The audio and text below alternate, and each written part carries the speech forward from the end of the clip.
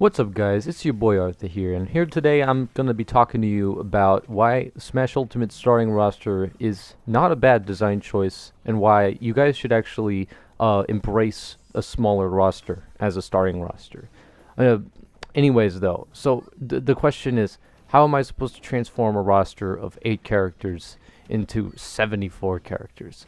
Like, that's so crazy. And I've seen people hate on this small roster so much. Like so many people have been hating on it, like a lot. Like they're just like, oh, I want to boot up the game and I just want to play as one of the new characters, like immediately. I just want to play as one of my other characters that's not in the starting roster. Why do I have to do all these random things to unlock all these characters? Like I just want to play as them. Now the thing is, one thing that I like about the starting roster, for one, in my opinion, is that I like that it actually gets you to like play as the characters. Like when I played Smash 4, I basically just played as Mario almost all the time, basically. And well, as a result, it was just because Smash 4's roster already started out so big, I was just overwhelmed by all the choices. And I just ended up playing as Mario all the time because I was like, oh yeah, well, that's the only character I'm really good at.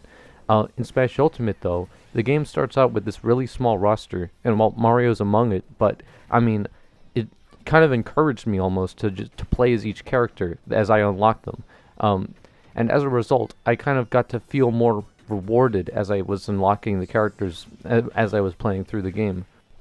Anyways, though, there's there's a sense of just reward as you keep on getting these characters. And the thing is, people are not. I've seen people say that they should just like I've heard people say, "Oh, I should just pay for the characters." Like I don't want to just unlock them through like all these means. Like that's how it's been all the time in the Smash Bros. Series. It's all you've always had to unlock your characters through weird means. And it was pretty hard unlocking characters in Melee. Like with Mewtwo, you had to keep the game on for like 12 hours or something like that.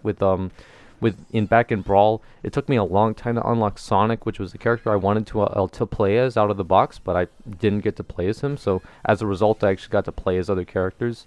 And then there was Smash 4's roster, which started out so big, I don't even remember who you had to unlock. You had to maybe unlock like 6 characters, and by the time you unlocked all of them, it was like there was like no point. Like you basically had unlocked every single person in like within a day in Smash 4. And with Smash Ultimate, though, it's unlocking the characters is really easy. Like you play in the Smash mode, like the normal Smash mode with your buddy or something like that, and you'll find yourself like unlocking a character like every 2 battles or something like that. Like as soon as I finished off my first round, I already unlocked Ness, which was a character that I also like playing as. Then you also have the classic mode. After completing 1 round of classic mode, you basically gain like an instant character unlock out of the classic mode. And if you just the thing that I love about this game's classic mode is that it really delves into each character's strengths, and it kind of gives them their own story almost. And so as a result, it makes it feel more like you actually want to play as the characters. Unlike Smash 4, where all the classic modes are basically the same for each character, so it's just more like, oh, who will I complete this challenge with? Oh, well, I guess I'll just play with my main then. The thing is, Smash Ultimate is a game with so many characters. It almost kind of encourages you to play as all of them. And with the setup of starting off with only the 8 characters, you get to unlock each character, and you get to kind of gain the satisfactory feeling about being able to play as them and like understanding them. Like, oh, hey, wow, this challenger approaching happened. Like, I don't even remember the challenger approaching in Smash 4 because of how subtle they were. I mentioned that earlier, but they were just so subtle. Like, I kind of forgot about that. I remember though back in Brawl, unlocking a character was so satisfying because it rarely ever happened. Within this game though, it happens almost all the time until you've completed your roster. So I don't really see what people are complaining about when they say, "Oh, what's up with this roster? Why can't I just play as my character that I want to play as right now? Why can't I play as the Inkling right now? I want to play as the Inkling." Well, look here. I actually think Smash Bros. Unlocking characters in Smash Bros. Is so much fun, actually. I actually found, like, pretty much view it as a journey. View it as a journey of completing a roster, and view it as, like, a mission. It's really satisfying, like completing a roster of characters this big and it's easily can be done within 2 days. Like I was done with the roster, completing the roster in 2 days, basically, and that was even counting the times that I just spent like kind of doing things that didn't unlock characters as quickly. So there's actually three ways to unlock the characters in this game. As for mentioned, I said the Smash mode, where you could play with your buddy and you can unlock characters through there. Classic mode, which as I mentioned before as well, where you basically have a surefire challenger approaching at the end of the classic mode. And then there's the World of Light mode, which is the story mode. Now this is the slowest mode, but you can still unlock characters through this mode. So you could be fighting, you can find the character like in the part of the World of Light mode, and then you'll be able to unlock them as soon as you beat them, and then they're on your roster. Which I found really cool. That's how I unlocked Marth with my one. Even though I actually kind of preferred unlocking characters through the Smash mode, unlocking characters through the Smash mode is actually the fastest way to do it. But I've seen so many people trying to cheese it by just like exiting the app and then exiting Smash Bros. And then going back into the game just to re-challenge them. Like, I don't like it when you're trying to cheese something in a game because it just kind of removes the flavor of it. Like, I unlocked every character in this game without any hindrances, and if I failed to them, then there was a re-challenge door, like in one of the menus. And this game really makes sure that you unlock the characters really quickly, so I don't see why people keep on complaining about this. Here, I'm going to give an example of a bad fighting game unlock system. Street Fighter V. So I bought Street Fighter V for very few reasons, and I didn't really expect it to be the best game ever. I just wanted to buy it for the reason it was a Street Fighter game, and I wanted to have a multiplayer game on my PS4, because we had two controllers, and we didn't really have any good multiplayer games. So I was like, yeah, let's play some Street Fighter V. And so I get Street Fighter V. See all these characters in the roster, and by all these characters I mean like very few, since I had just a pretty small roster. And I'm like, okay, well, it's reasonable, I can try out some of these people. And then they added in a whole bunch of new characters like recently in the arcade edition mode. And well, the thing is, beforehand there were some unlockable characters, but the thing is, in order to unlock a single character, you need 100,000 fight money to unlock them. And the thing is, getting 100,000 fight money in Street Fighter V is not an easy feat. In order to get fight money, you have to either complete a certain prerequisite with single player content, like, oh, you have to do a certain thing in training mode. Oh, you have to complete the story mode. You have to complete this character specific story mode. And then I'm not even sure if there's even any fight money linked with the arcade modes inside of the game, because I never really got any out of doing two of them. So therefore, you kind of have these things where you're not even gaining anything through doing something within the game.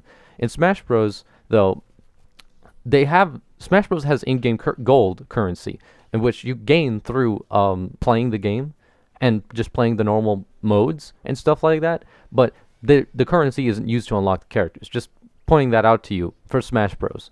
The current in-game currency in Street Fighter V is used to unlock the characters. Now the thing is, getting this fight money takes so long, because the other way to get fight money is to win in online battles. And well, the thing is, the only way you can only get fight money through winning inside of the Street Fighter V online mode. And well, as a result, you're gonna have to be really good at the game, because there's some really good players on the online mode in Street Fighter V. So therefore, it kind of creates this prey effect where you're just trying to get fight money, and then you end up just not being too good at the game. And so then the game just forces you to play as your own main character, and instead of branching out and trying something else out. And so therefore, Street Fighter V's method of unlocking characters is so dumb. And the thing is, I want to play as some of these unlockable characters. Like, I want to be able to unlock them and be able to have them in my roster, so that way I can just play around with them. And the thing is, when you boot up like the game, this is the worst thing about Street Fighter V. If when you're playing local matches against like maybe your brother or your friend on the same couch gameplay, you don't get any fight money for doing any local battles. You get nothing from local battles. That pisses me off, because there are so many things you can use fight money for inside of Street Fighter V. You can get costumes with fight money. But honestly, I'm only here for the characters, and even then the characters are so mundanely high-priced. Like, I only unlocked 2 characters, as I think I've mentioned before. I've unlocked Juri and Guile, because I wanted to play as Juri, because she was like one of my favorite characters in Street Fighter 4, and I wanted to unlock Guile because he's awesome. And the thing is, I wanted to unlock more characters. There were more characters I wanted to play as. There was Akuma, who I also wanted to try out. There was also Sakura, who I was glad to see come back in the game. I also saw Blanca was inside the roster. Who was this Menat girl? I want to play as Menat. I want to try her out. I mean, and then who's this Abigail guy? Man, I want to punch him in the face. I want to unlock him so that way I can literally just punch him in the face. But the thing is, though, if I spend 100,000 in fight money on a character that I just simply want to punch in the face, then I'm gonna have to. Then I'm sacrificing that for a character that I would want to actually play as. So therefore, I would prefer to unlock the character that I actually want to play as. So it just creates this very big predicament. And I feel like there's actually a way to purchase fight money with real money, which I find absolutely abysmal. And this is why. And I heard people saying, oh, you should be able to buy the characters in Smash Ultimate because the unlock system is so bad. Like, no, the unlock system in Smash Bros. Is probably the best unlock system I have seen in any fighting game I've played, and I haven't played many fighting games, so I'm not really saying much here. But I've played Street Fighter V, and I can definitely say Smash Ultimates is way better than Street Fighter V's unlock system. Anyways, though, back to Smash Bros. So, how would you transform that small roster into that big roster? It's quite simple. It's easy to do. Just view it as a journey, view it as a part of the experience, and if you just view it as that, then you'll be A-okay. Like, there's really no reason anybody should be complaining about this small roster at the start. It's really just a way to feel out all the characters for yourself. Earlier I said that I played exclusively Mario in Smash 4. Now I made a pool of like 10 characters. And that's kind of a bad thing to say. It's like, oh, hey, you made 10 characters? That nobody does that. Well, I play as 10 characters and I enjoy them. That's really what I mean to say. But anyways, though, thank you guys so much for watching. I'll be back with more content soon. Catch you later.